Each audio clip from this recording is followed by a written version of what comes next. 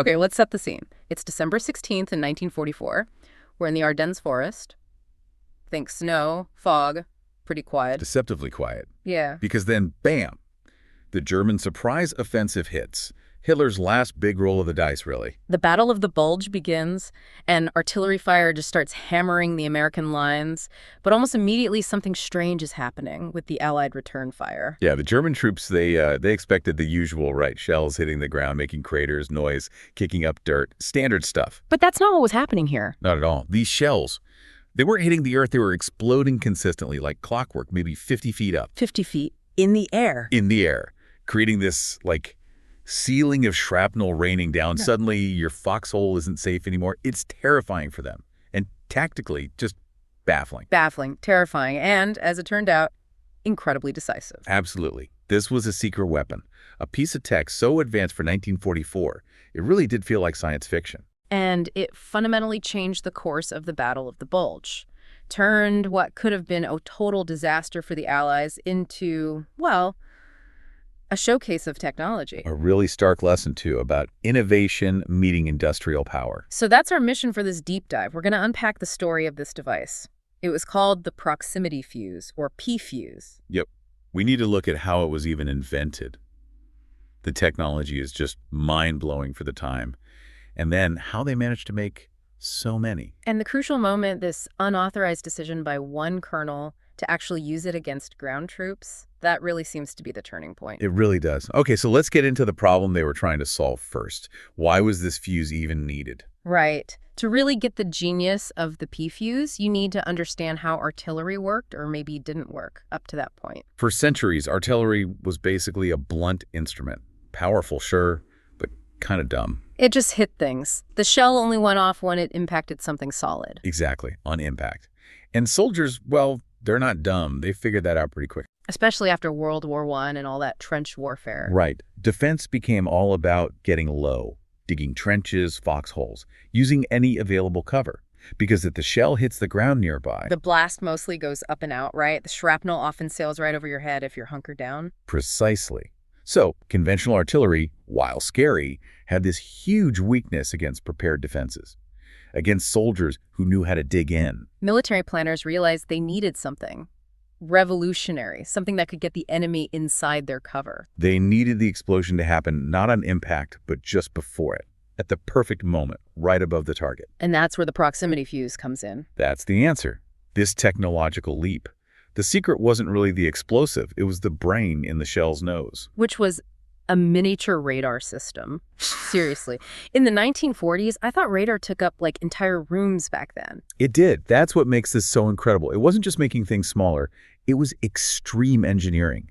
This tiny device could sense the target. Whether that's a plane or the ground or even trees. Yeah, anything substantial. And it triggered the blast at that perfect airburst moment, spreading the shrapnel down and out. Suddenly, digging in doesn't help you anymore. It makes it worse. It turns your cover into a trap. Okay, conceptually that makes sense.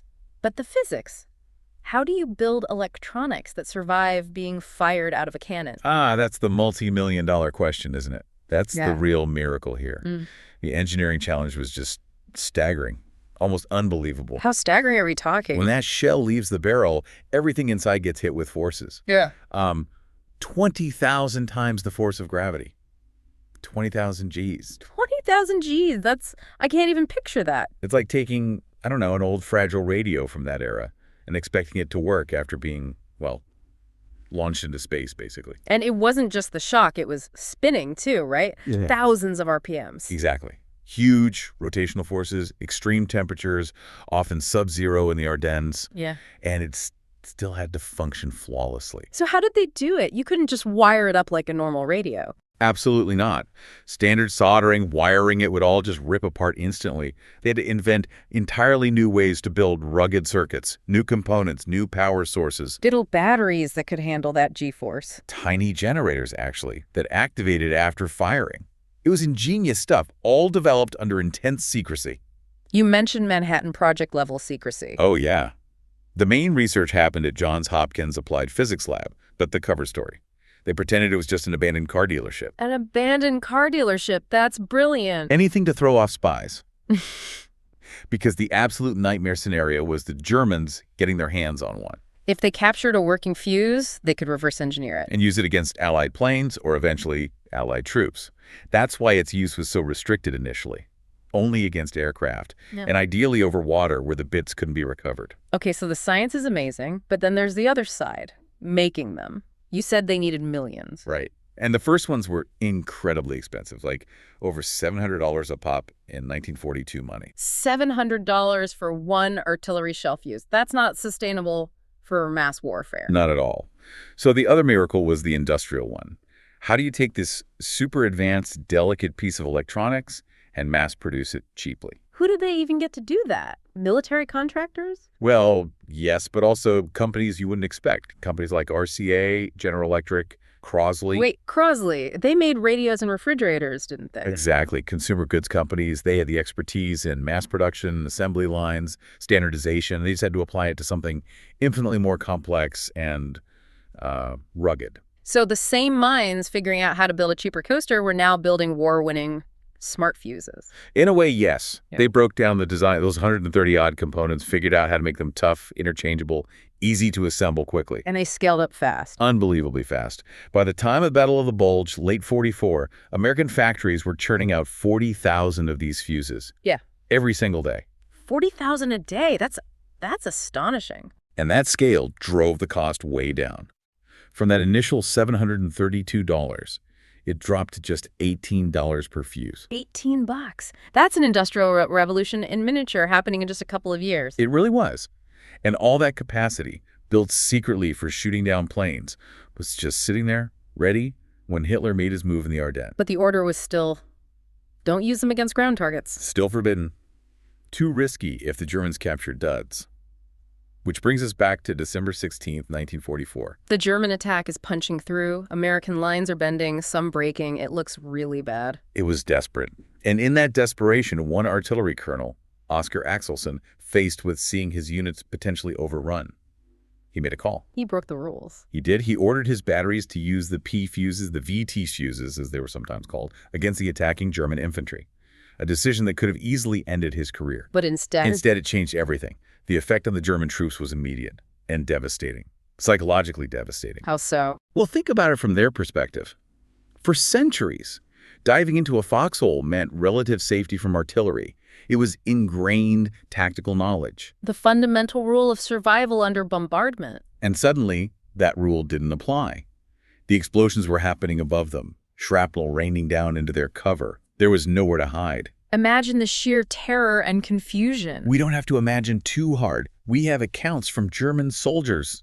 Chilling stuff. They literally said things like, the air itself is killing us. Wow.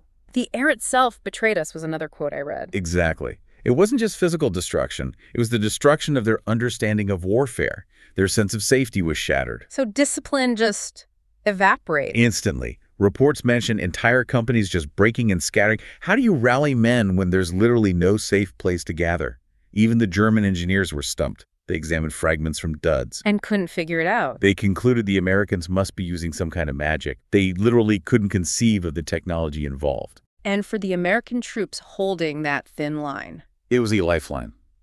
Where regular artillery might just slow down an attack, force them to button up or dig in, the P fuses stopped them. Cold. It gave them a crucial edge when they were outnumbered and outgunned locally. You mentioned the terrain, the Ardennes forest. How did that play into it? Ironically, it made the fuses even deadlier. Normally, a dense forest is great for defenders, right? Lots of cover, concealment. Breaks up sight lines, slows down attackers. But with airburst shells, here's where it's really interesting. That dense canopy became a weapon against the defenders. How? When the fuse detonated above the trees, it didn't just send steel fragments down, it shredded the thick branches overhead. Ah, so you get wood splinters too, secondary shrapnel. Exactly. Heavy, lethal wooden splinters raining down along with the steel. It effectively multiplied the amount of deadly stuff coming down into the foxholes and positions below. It completely flipped centuries of tactical wisdom about fighting in forests. That's brutal. Do we have specific examples of where this made a huge difference? Oh, absolutely. The Siege of Bastogne is probably the most famous. The 101st Airborne, totally surrounded. The nuts replied to the surrender demand. Right. But that famous bravado was backed up by some serious firepower. The artillery units supporting them, like the 463rd Parachute Field Artillery and the all-African-American 969th Artillery Battalion, They had the P fuses. they did, and they used them to create what survivors called an impenetrable ring of fire around Bastogne. Every time the Germans massed for an assault, especially trying to use the woods for cover, The airbursts would catch them. caught them in the open or in the woods, breaking up attacks before they even got close. McAuliffe could afford to say nuts because he knew his artillery could obliterate any major assault. Okay, that's Bastogne. Any other really stark examples? Perhaps the most chillingly efficient use was at the Sauer River, Christmas night, 1944. Christmas night, what happened? A German battalion tried to make a crossing under the cover of darkness and fog. They figured, no visibility, no artillery danger from forward observers. Standard procedure for a night attack. But the P-fuse didn't need observers. It didn't need line of sight. As soon as those shells flew over the tightly packed German soldiers crossing the river, The fuses sensed them below. since the mass of men, or maybe the riverbank, detonated perfectly overhead, the accounts are grim. General Patton himself noted the aftermath. What did Patton say? He said his troops counted 702 German bodies by hand in that one small crossing area. Just annihilation, complete slaughter, delivered efficiently from miles away. 700 men in one localized action. That's the power we're talking about. Patton, who really pushed for the fuse's use against ground targets, famously said later, "The funny fuse won the Battle of the Bulge for us." And looking at the numbers, he wasn't necessarily exaggerating, was he? Not really. The German offensive ground to a halt by late December, completely broken by January. And estimates are that the P-fuse used against infantry killed somewhere between 15,000 and 20,000 German soldiers. That could be up to, what, 20% of their total losses in the entire battle? Potentially, yes. It's hard to pin down exactly. But the consensus is it dramatically increased artillery lethality, maybe 5 to 10 times more effective than conventional shells against exposed or lightly covered troops. So the immediate impact was victory in a crucial battle. But what about the long-term legacy? Well, what's fascinating here is how foundational this technology became. The P-fuse wasn't just a one-off gadget.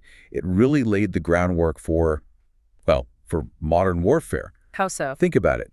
A munition with its own sensor, making a decision autonomously based on proximity. That's the direct ancestor of modern precision weapons, smart bombs, guided missiles. Anything that guides itself to the target or has some kind of onboard intelligence. Exactly. And the miniaturization challenge.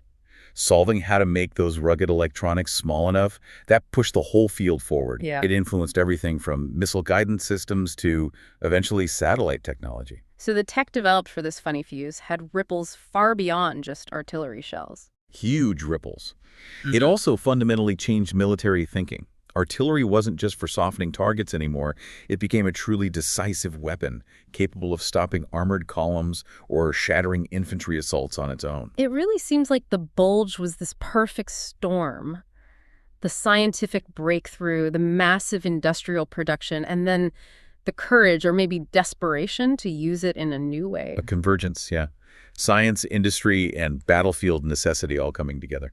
And that psychological impact you mentioned earlier, the Germans feeling like the air itself was hostile, that feels significant. It's incredibly significant. They were fleeing positions not just from shells, but from this invisible, omnipresent threat they couldn't understand. Fighting magic. This raises an important question, doesn't it? If this relatively early, fairly simple, smart tech could induce that kind of paralysis and fear, completely upending centuries of tactics, what does that tell us about today's battlefields or tomorrow's?